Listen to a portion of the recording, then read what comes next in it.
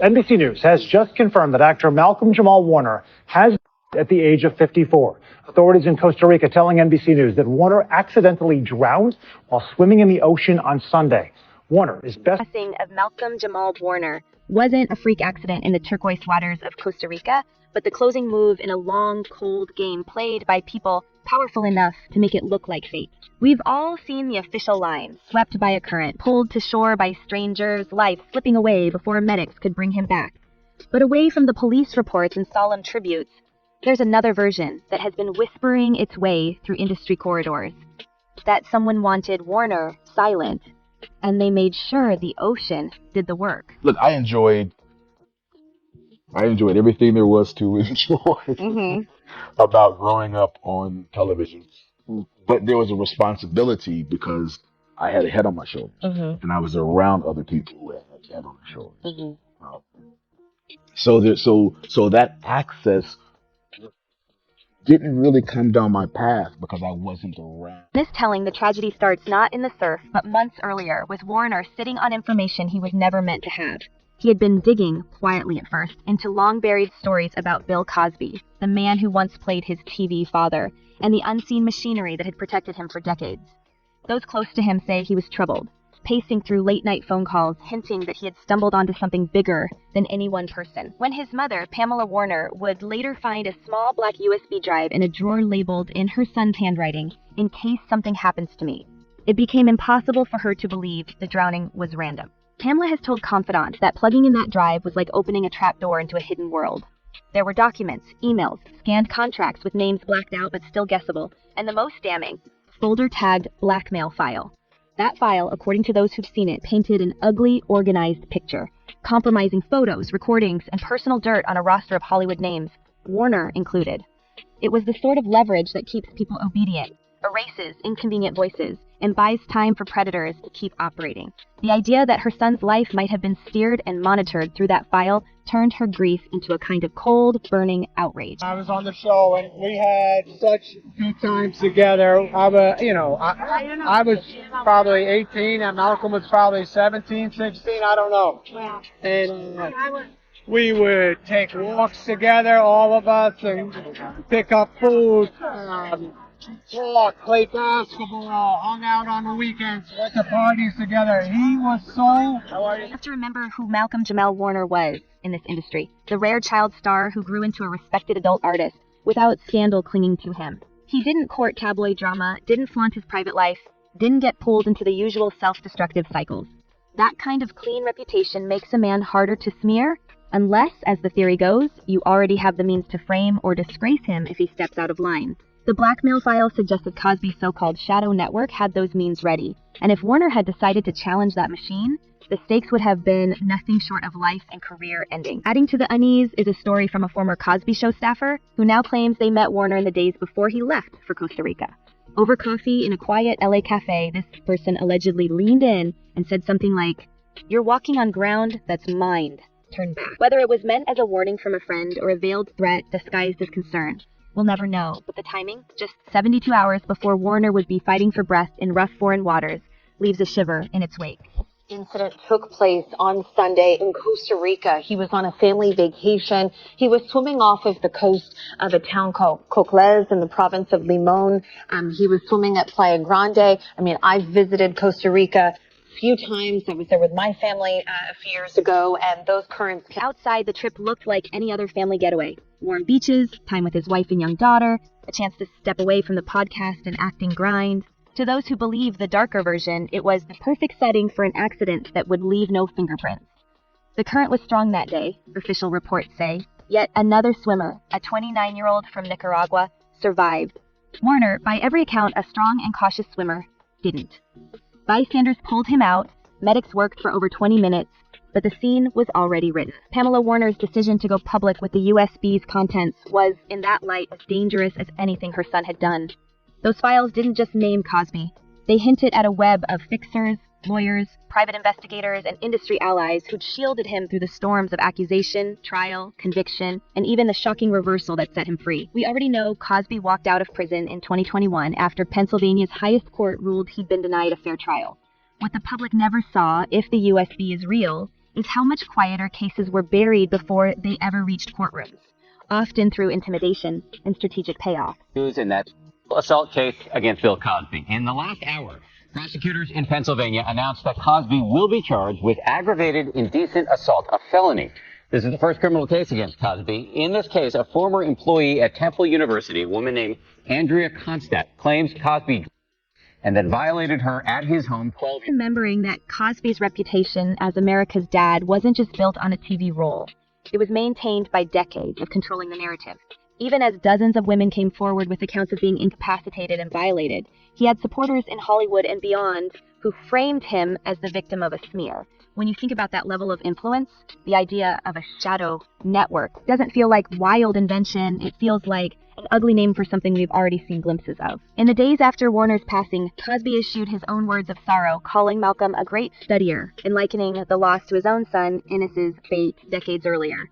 To the casual listener, it sounded paternal. To those convinced there's blood on his hands, it was something else entirely. The smooth, almost nostalgic tone of a man confident no one will connect the To remind you, as I remind myself, that no matter what's going on, there's always a reason to smile. Like, if you just take a minute to stop and take stock, I guarantee you can find at least one reason to smile.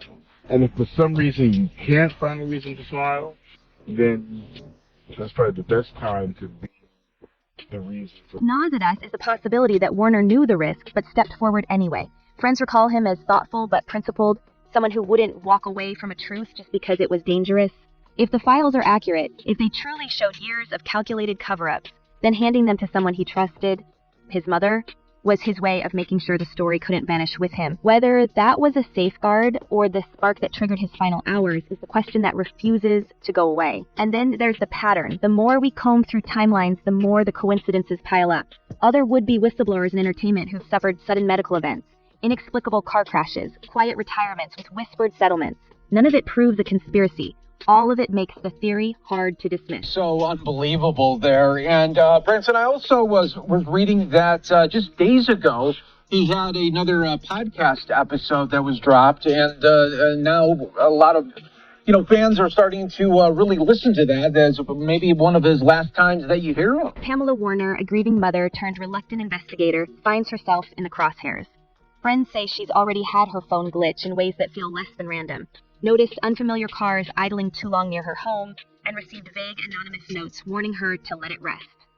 Whether these are empty attempts to rattle her or signs the shadow network is real and watching, they've only strengthened her resolve to push forward. She's begun reaching out to journalists, attorneys, and survivor advocates, determined that her son's name won't be reduced to a tragic headline without the context of what he was fighting against. The industry's response has been a mix of heartfelt mourning and uneasy silence.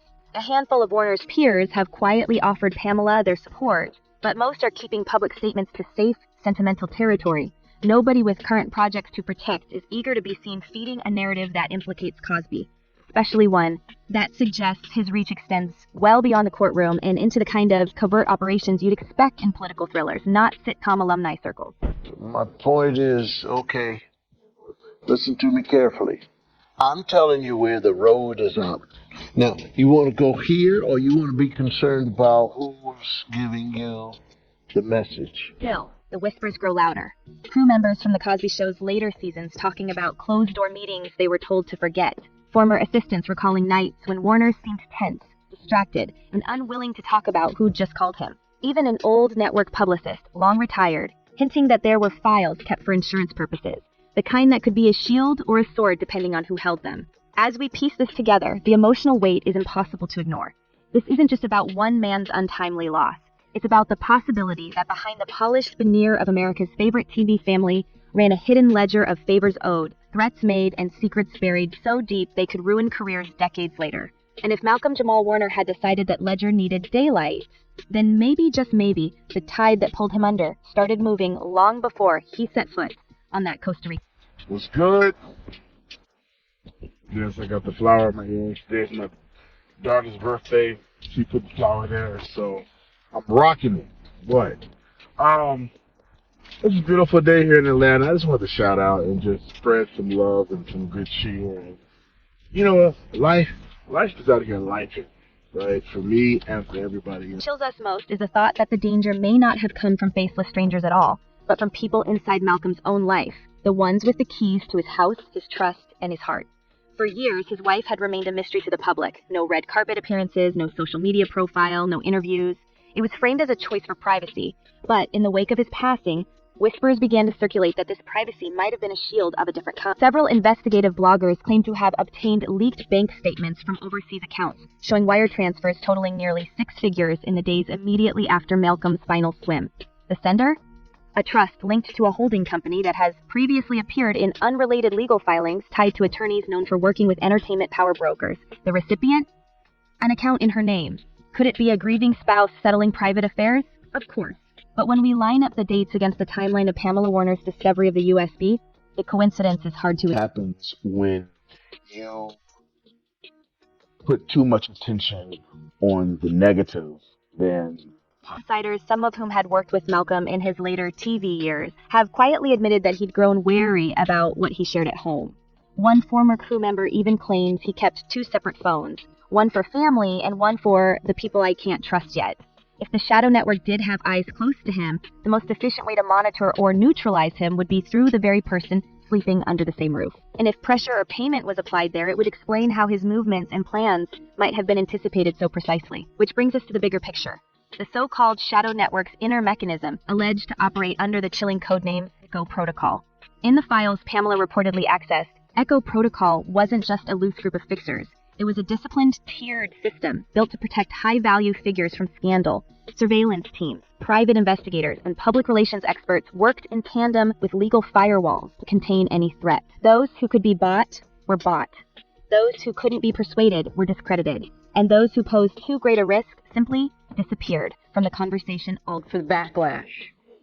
If a young person comes up to you and says, my mom says you've done some bad things, how will you answer them? If they are pressing you, are you guilty? Did you do it? Are the allegations true?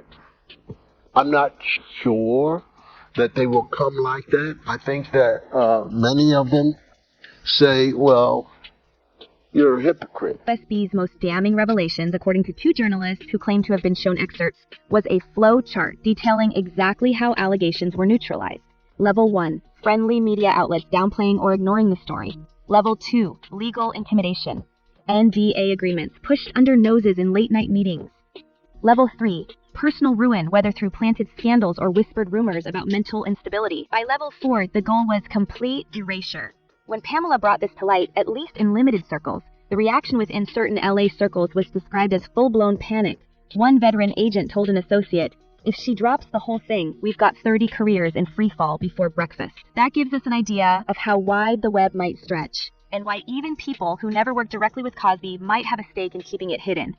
The effect was like a tremor under the pavement. Not loud enough to make headlines, but strong enough to make those in the know brace for aftershocks. So again, we lived every year of the show as if it was the last year. We just didn't know. So because she was always, impressed upon me the importance of what was happening down the line and not just with this show, there wasn't really space to be like, hey, I'm chilling because I'm on TV. Echo Protocol's name began to circulate in hushed conversations. Patterns started to emerge in hindsight. Stories that had vanished from entertainment blogs within hours, court cases that ended abruptly with sealed settlements, celebrities who retreated into health breaks right after making veiled accusations. Each incident, on its own, looked like an isolated coincidence. Seen together, they resembled an operating manual in action. It's worth noting that Cosby himself, post-release, has consistently projected confidence, even defiance, in public appearances. Whether that's the swagger of a man who believes he's been vindicated, or the calm of someone who knows the machinery protecting him still hums in the background, is a matter of perspective. What the USB files suggest is that his protection didn't come from charisma alone. It came from a cultivated ecosystem designed to anticipate and extinguish threats before they could... That's a flow, the things are cool. But, there's another level of responsibility having a wife and a daughter. So there's that. But there's also there is a newfound freedom that I'm having with my craft. Leave Malcolm's story. If the theory holds, he was never just another name on a list. He was a uniquely dangerous adversary, a public figure beloved by multiple generations with enough credibility to sway audiences who might otherwise dismiss accusations as sour grapes. Silencing him would not only remove a potential witness, it would send a warning to anyone else thinking of stepping out of line. We have to ask ourselves, if someone with Malcolm Jamal Warner's visibility and clean reputation could be swept aside without a single arrest or even a formal inquiry, what chance does an unknown crew member or a former assistant or a first-time accuser have? The chilling answer is part of why Pamela's decision to step forward is so pivotal. Even if she never releases every byte of that USB, the fact that it exists and that others know it may be enough to disrupt Echo Protocol's sense of invincibility. ABC News exclusive Bill Cosby responding to questions about allegations of assault for the very first time. The actor and comedian is in Alabama, where he is spreading his message about education, preparing to speak with students later. There's an equally unsettling possibility that the network has already adapted. Every time a tactic is exposed, new ones are developed. Every leak triggers an internal sweep, rooting out weak links. By the time the public learns the name Echo Protocol, the real operation may already be functioning under a different label, with a refined playbook. And if that's true, then the threat hasn't passed. It's evolved. The silence from Malcolm's closest friends since Pamela's revelation has been telling. Some may simply be processing grief. Others, we can't help but suspect, might be calculating the personal cost of speaking out. One high-profile co-star who had initially planned to give an exclusive interview reportedly canceled at the last minute, citing unexpected obligations. Whether that was self-protection or outside pressure, we can only speculate. To bring us this sad news, but news did break today of the untimely passing of Malcolm Jamal Warner. For her part, has remained steady but guarded. In the rare moments she's spoken publicly, she avoids sensationalism, sticking to phrases like, "People deserve to know the truth," and "This isn't over." It's a deliberate tone, one that leaves space for allies to step forward without forcing them into open confrontation with whatever remains of Echo Protocol. And so we're left staring at a picture with too many missing pieces. A mystery that sits at the crossroads of personal betrayal, industrial-scale cover-up, and the calculated dismantling of voices that refuse to stay quiet. It's a story with no clean edges, no simple villains, and no guarantee that the danger is over. If a beloved star like Malcolm Jamal Warner could fall victim to a machine this sophisticated, who's next? Is Echo Protocol still out there, moving unseen through the corridors of power, ready to erase the next threat before we even know their name? And if more evidence is still out there, sitting on another USB, buried in an encrypted drive, hidden in a safety deposit box, what happens when it finally surfaces? The truth is out there, but are we ready to face it? Let us know what you believe in the comments and keep your eyes open. Until next time, stay aware, stay questioning, and never stop looking beneath the surface.